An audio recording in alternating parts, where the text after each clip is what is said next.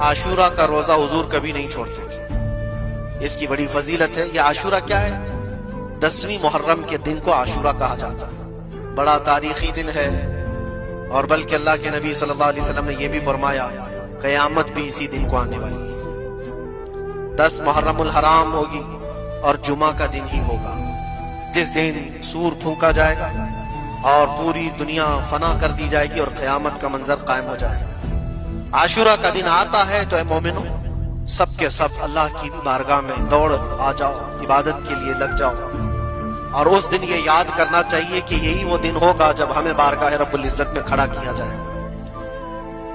اولین سے لے کر آخرین تک جتنے بھی پیدا ہوئے اس روئے زمین پر سب کو اٹھایا جائے گا، حساب و کتاب ہوگا، اور وہ 50,000 سال کے برابر کا ایک دن ہوگا.